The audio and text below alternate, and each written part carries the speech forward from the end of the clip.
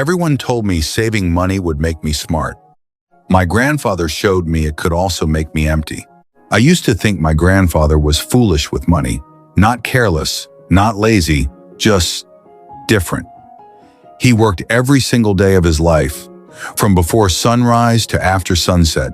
His hands were rough, his shoes were old, his clothes were simple. But somehow, no matter how hard he worked, there was never much money left at the end of the month. When I was young, I thought I understood why. I thought he just did not know how money worked. I was wrong. It took me many years to understand the real truth. And when I finally did, it changed everything about how I saw him.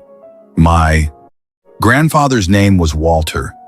Everyone in our neighborhood knew him, not because he was rich, not because he was famous, but because he was always there. If someone needed help fixing a fence, Walter was there. If a neighbor's car broke down on a cold morning, Walter was there. If someone was sick and needed groceries brought to their door, Walter was there. He never said no, not once. I used to watch him from the window when I was little. He would walk down our street every morning, same time, same pace, same quiet look on his face. And I always thought the same thing. He works so hard. Why does he never have anything to show for it? My grandfather kept his money in an old tin box. It was dented on one side. The lid did not close perfectly anymore. He kept it on the highest shelf in his room. I was not supposed to touch it. But one day I was maybe 9 years old. I climbed up and opened it. Inside, there were a few folded bills, some coins, a small photograph I did not recognize, and a tiny piece of paper with numbers written on it. I looked at those numbers for a long time. They were small numbers, very small. For a man who had worked his entire life, the box felt almost empty. I climbed back down, and I did not tell anyone what I had seen, but I kept thinking about it. When I was 12, something happened that I still think about today. It was a quiet evening. My grandfather and I were sitting outside on the porch. He was drinking coffee. I was eating something sweet my mom had made. The street was calm, the sky was turning orange, and out of nowhere, I asked him, "Grandpa, why don't you have more money saved?" He looked at me. He did not get angry. He did not look away. He just held his mug with both hands and looked at the sky for a moment. Then he said, "Who told you I don't?" I said, "I saw your tin box." He was quiet. Then he smiled, the kind of smile that has a whole story behind it. "Come," he said. "Let me show you something." We walked together through our town that evening, past the familiar streets, past the shops I knew, and then further, into the parts of town I did not go too often. We stopped near a small shoe repair shop.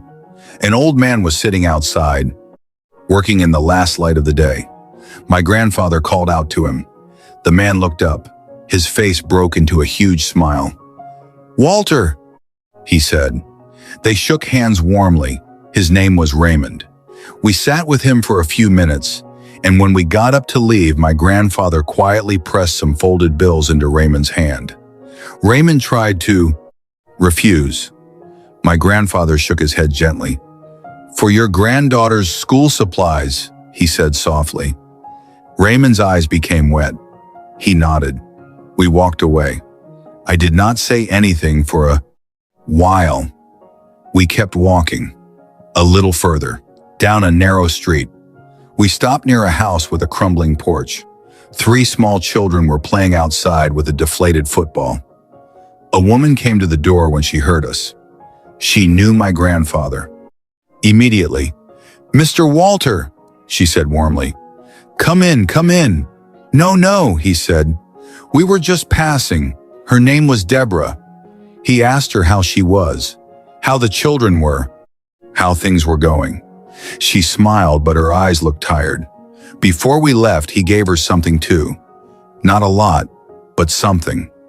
She held it in her hand and looked like she wanted to say 100 things. But she just said, "God bless you," Walter. My grandfather smiled and we walked on. By the time we started walking home, I was full of questions. Finally, I could not hold them anymore. Grandpa, I said, you give your money away. That is why your box is not full. He nodded slowly. Yes. But that is not smart, I said. My teacher says smart people save their money. Your teacher is right, he said. I was confused. Then why do you keep giving it away? He walked quietly for a few steps. Then he said, tell me something. That man back there, Raymond, do you know his story? I shook my head. He worked at the steel mill for 30 years, got hurt badly on the job, could not work after that, has a granddaughter who is very bright, wants to be a nurse one day, but he can barely afford her school supplies. I listened. And Deborah, near the broken porch, her husband lost his job 2 years ago, got sick not long after. She manages everything alone now. 3 children, alone. I did not know what to say. These people, he said, they are not lazy, they are not foolish, they just got hit by life. And life sometimes hits very hard. We sat down on a low wall near our street. The sky was getting dark now. Stars were starting to appear. My grandfather looked up at them.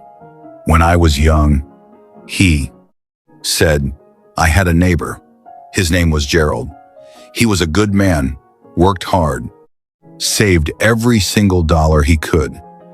That sounds smart, I said. It was, he agreed. But one year his son got very sick. Very, very sick. The doctors needed money, a lot of it, more than Gerald had saved. What happened? His neighbors came together. Everyone gave what they could, and the boy survived. I was quiet. Gerald cried that day, my grandfather said. Not from sadness, from something else. What? He realized that all those years he had been saving money, but his neighbors had been saving something else. What did they save? My grandfather looked at me gently. Each other. I sat with that for a long time. Saving each other. It sounded nice, but I was still a practical kid.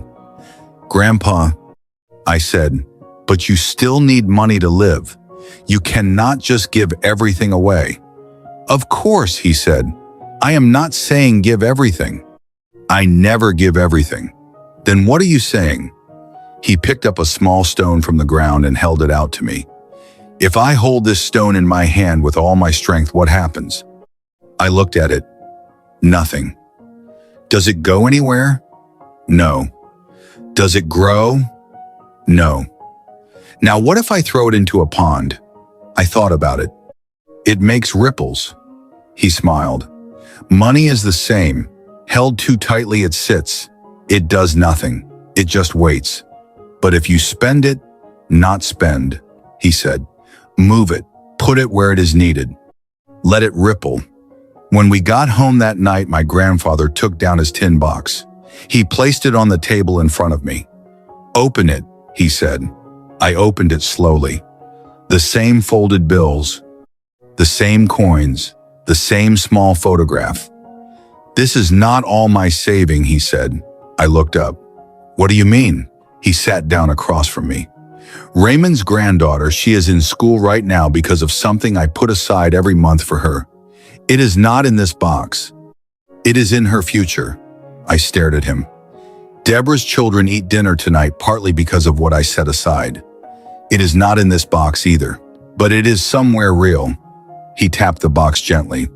This box holds money for my own needs, food, medicine, small things. Then he tapped his chest. But the real savings, they are here. In people, in moments, in things that cannot be stolen or lost. I did not know what to say. I was 12 years old. I thought I had come outside that evening to sit quietly on the porch. Instead, my grandfather had shown me a completely different way of seeing the world. I looked at that tin box for a long time. Then I looked at him, his rough hands, his old shoes, his simple, worn-out flannel shirt. And for the first time, I did not feel sorry for him. I felt something else, something I did not have a name for yet. Years passed, I grew up, I got a job. I started earning money, and like every young person, I thought a lot about saving. I opened a savings account, I tracked my expenses, I read about investing, all the right things, but I also remembered my grandfather's words, let it ripple. So I tried to do both, save for myself, and let some of it ripple outward. Not a lot, not always, but something.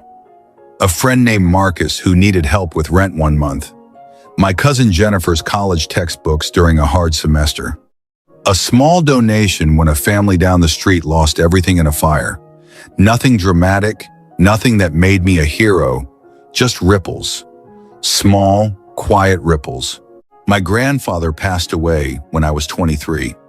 In his last few months, he was weak. He could not go out anymore. I used to visit him often. One afternoon, just the two of us were sitting in his room. He was tired, but his eyes were still bright. I asked him quietly, carefully, "Grandpa, do you have any regrets?" He thought for a while. "Everyone has regrets," he said. "What are yours?" He smiled softly. "I wish I had started earlier, helping people, giving.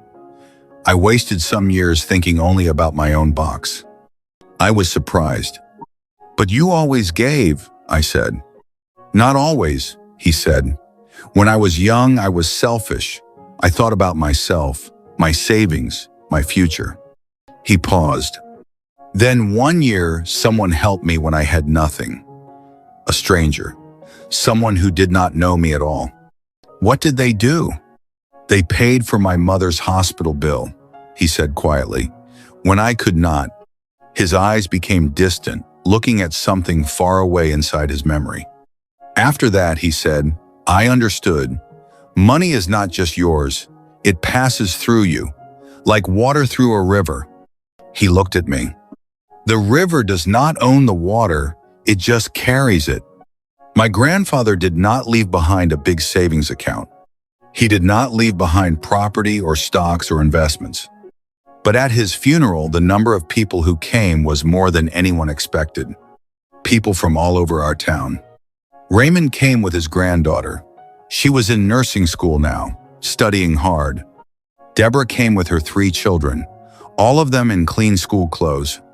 Neighbors, old friends, people I had never met in my life. All of them with the same look on their faces. Not sadness. Something warmer than that. Gratitude. Quiet, deep gratitude. I stood there and I thought, this is what he saved. Not in a box, not in a bank, but in people. In lives that were a little easier because he had passed through them. In children who went to school. In families who ate dinner on hard nights. In strangers who felt seen when the whole world was looking away. This was his savings account. And it was full. Fuller than any tin box could ever be. I am not saying do not save money. Please save money. Save it carefully. Save it wisely. Save it for your future and your family. That is important. That is necessary. But also remember this. Money is not the point. Money is just the tool. The point is what you do with it. The point is whether you let it flow or whether you grip it so tightly that it becomes a prison instead of a gift. My grandfather Walter taught me that a full heart is worth more than a full box. He taught me that the best investment is a person, a real person, with a real struggle, who just needs a little help to keep going.